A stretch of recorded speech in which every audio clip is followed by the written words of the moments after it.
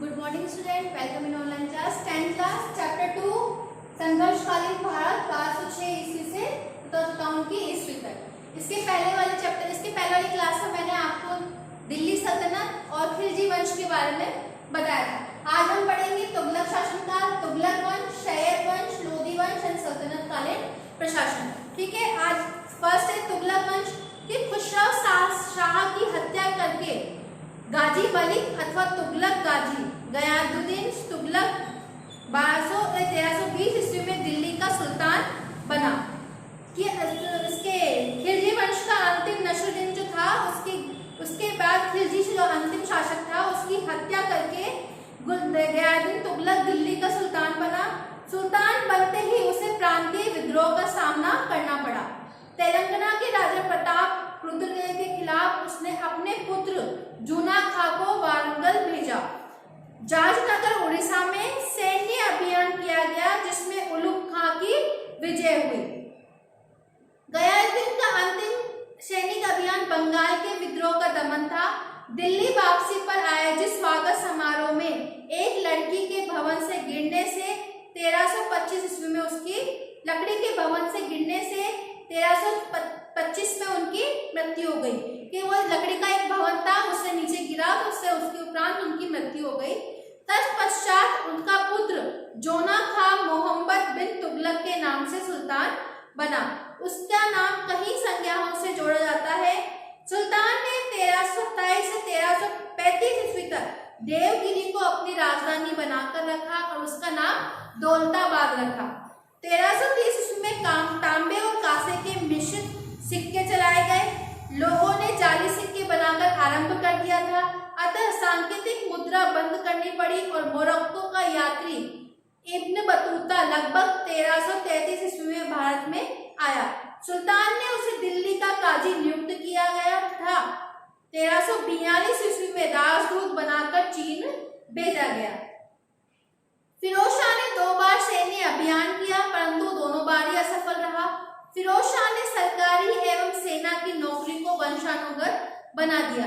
वंशानुगत के वंश के अनुसार उसको पीढ़ी दर पीढ़ी वही करते रहेंगे एवं योग्यता की जांच करने की प्रणाली को भी त्याग दिया कि किसी की योग्यता के अनुसार हम उसको नियुक्त नहीं करेंगे, वंशानुगत ही सैन्य अभियान को नियुक्त किया जाएगा।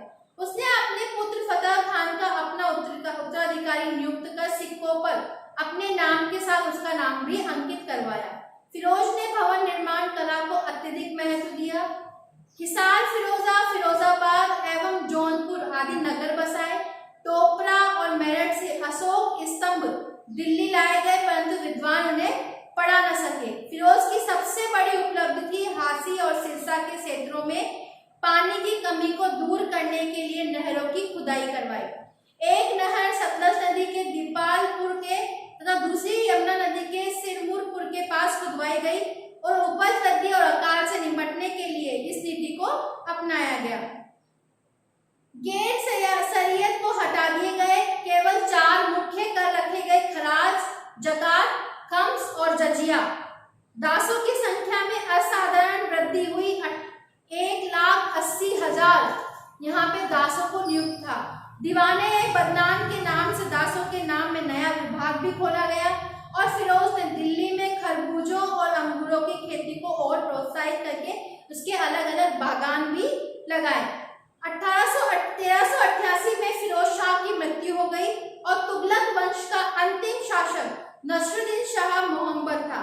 इसी समय 1398 ईस्वी में तुर्क आक्रमण तैमूर लंग ने भारत पर आक्रमण कर लूटपाट की थी। अब अगला आता है सैयद वंश कि तैमूर ने दिल्ली को जीतकर खिज्र खां को अपना प्रतिनिधि नियुक्त किया और फिर खिज्र खां ने सैयद वंश की स्थापना की। 1414 से 1421 तक शासन करने के बाद खिज्र खां ने न तो कभी शाह की उपाधि धारण की और न ही कभी अपने नाम के सिक्के चलवाए। इसके बाद मुबारक शाह 1421 से 1434 ईस्वी तक शासन रहा। इसकी सर्व शाह की उपाधि धारण की थी। किसे सर्व शाह की उपाधि मिली थी? खिज्र खां को। फिर आता है लोदी वंश।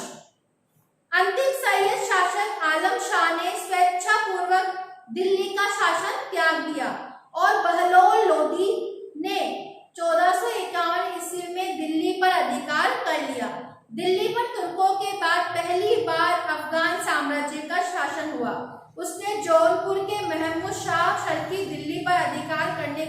प्रयास को असफल कर दिया और 38 वर्षों के शासन के बाद 1489 ईस्वी में उसकी मृत्यु हो गई। उसके बाद उसका दूसरा पुत्र जो था निजाम शाह, सिकंदर शाह की उपाधि धारण कर सुल्तान बने। तो तुरहत, बिहार, बंगाल तक उसने अपना साम्राज्य को फैलाया कि तुरहत और बिहार और एवं बंगाल, इन तीनों में उसने अपने अपने राज्य को फैलाया। भूमि की नाप और उसके आधार पर भूमि कर नियुक्त करने का कार्य किया कि भूमि को नापा जाएगा, उसके बाद उसमें कर को नियुक्त किया जाएगा। एक गज चलाया जो प्राय 30 इंच का होता था। एक उसने गज का निर्माण किया, एक गज का, कि एक गज किसके बराबर होगा, 30 इंच के बराबर होगा। और उस रखने का अभिप्राय उसने 1504 ईस्वी में आगरा नगर का निर्माण करवाया और नवंबर 1570 ईस्वी में उसकी मृत्यु के बाद उसका पुत्र इब्राहिम लोदी आगरा की गद्दी पर बैठा। 1517 से 1518 ईस्वी में इब्राहिम लोदी और महाराणा सांगा के मध्य युद्ध हुआ जिसमें लोदियों की हार हुई और 1526 ईस्वी में पानीपत के मैदान में सिकंदर बाबर से युद्ध में हार गया। इतिहास में ये युद्ध पानीपत के प्रथम युद्ध के नाम से प्रसिद्ध है। कि पानीपत, अगर आपसे क्वेश्चन ये पूछ जाए कि पानीपत का प्रथम युद्ध किस किस के बीच में हुआ था, तो सिकंदर बाबर से, ये इब्राहिम लोदी और सिकंदर बाबर के बीच में ये युद्ध युगांतकारी सिद्ध हुआ और मुगल भारत में मुगल वंश की स्थापना हो गई थी। फिर अगला टॉपिक आता है सल्तनत कालीन प्रशासन। सुल्तान की उपाधि तुर्की शासकों के द्वारा प्रारंभ की गई।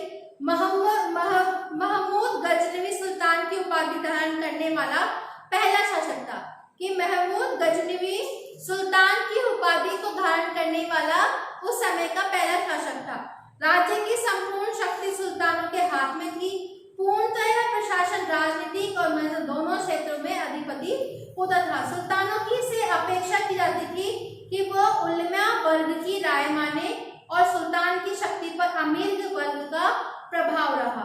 अमीरों के दो वर्ग, तुर्क और गैर तुर्क थे। कि उसके दो वर्ग नियुक्त थे, एक तो था तुर्क और दूसरा था गैर तुर्क।